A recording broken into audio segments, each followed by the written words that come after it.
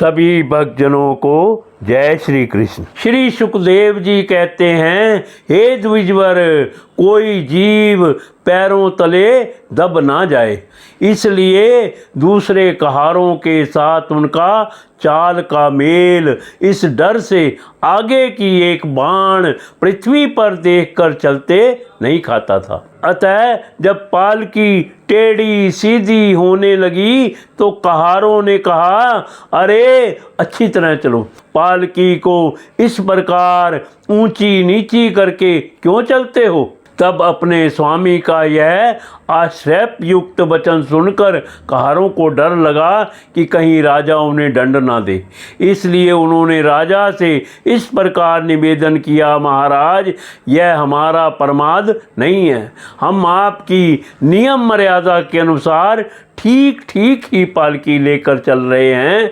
यह एक नया कहार अभी अभी पालकी में लगाया गया है, तो भी यह जल्दी जल्दी नहीं चलता, हम लोग इसके साथ पालकी नहीं ले जा सकते। कहारों के ये दीन वचन सुनकर राजा रहुगुण ने सोचा, संसर्ग से उत्पन्न होने वाला दोष एक व्यक्ति में होने पर भी उससे संबंध रखने वाले सभी पुरुषों में आ सकता है, इसलिए यदि इसका प्रतिकार ना किया गया तो धीरे धीरे ये सभी कहार अपनी चाल बिगाड़ लेंगे। ऐसा सोचकर राजा रहुगुण को कुछ क्रोध हो आया। यद्यपि उसने महापुरुषों का सेवन किया था, तथापि क्षत्रिय स्वभाववश उसकी बुद्धि रजोगुण से व्याप्त हो गई और वह उन द्विज श्रेष्ठ से, जिनका ब्रह्म तेज भस्म से ढके हुए अग्नि के समान प्रकट नहीं था, इस प्रकार व्यंग से भरे वचन कहने लगा, अरे भैया, बड़े दुख की बात है, अवश्य ही तुम बहुत थक गए हो। ज्ञात होता है तुम्हारे इन साथियों ने तनिक भी सहारा नहीं लगाया, इतनी दूर से तुम मिथ्यावान अकेले ही बड़ी देर से पालकी ढोते चले आ रहे हो। तुम्हारा शरीर भी तो विशेष मोटा ताजा और हट्टा कट्टा नहीं है, और मित्र बुढ़ापे ने अलग तुम्हें दबा रखा है। इस प्रकार बहुत ताना मारने पर भी वे पहले की भांति चुपचाप पालकी उठाए चलते रहे। उन्होंने इसका कुछ भी बुरा ना माना, क्योंकि उनकी दृष्टि में तो पंचभूत, इंद्रिय और अंतःकरण का संघात, यह अपना अंतिम शरीर अविद्या का कार्य था। वह विविध अंगों से युक्त दिखाई देने पर भी वस्तुतः ही था, इसलिए उसमें उनका मैं मेरेपन का मिथ्या अध्यास सर्वथा निवृत्त हो गया था और वे ब्रह्म रूप हो गए थे। किंतु पालकी अब भी सीधी चाल से नहीं चल रही है। यह देखकर राजा रहुगुण क्रोध से आग बबूला हो गया और कहने लगा, अरे यह क्या तू जीता ही मर गया है?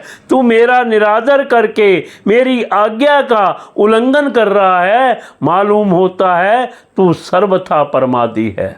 अरे जैसे दंड पाणी यमराज जन समुदाय को उसके अपराधों के लिए दंड देते हैं, उसी प्रकार मैं भी अभी तेरा इलाज किए देता हूँ, तब तेरे होश ठिकाने आ जाएंगे।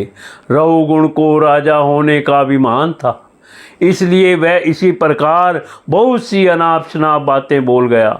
वह अपने को बड़ा पंडित समझता था, अतः रज तम युक्त अभिमान के वशीभूत होकर उसने भगवान के अनन्य प्रीति पात्र भक्तवर भरत जी का तिरस्कार कर डाला। योगेश्वरों की विचित्र कहनी करनी का तो कुछ पता ही नहीं था। उसकी ऐसी कच्ची बुद्धि देखकर वे संपूर्ण प्राणियों के स्वद एवं आत्मा ब्रह्मभूत ब्राह्मण देवता मुस्कुराए और बिना किसी प्रकार का अभिमान किए इस प्रकार कहने लगे। जड़ भरत ने कहा, राजन, तुमने जो कुछ कहा वह यथार्थ है, उसमें कोई उलाना नहीं है।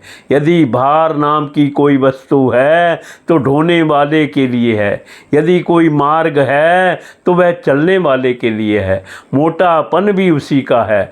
यह सब शरीर के लिए कहा जाता है, आत्मा के लिए नहीं। ज्ञानी जन ऐसी बात नहीं करते।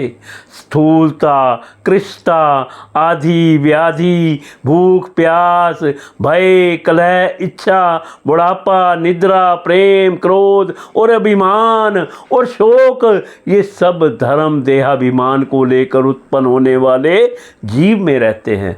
मुझ में इनका लेश भी नहीं है।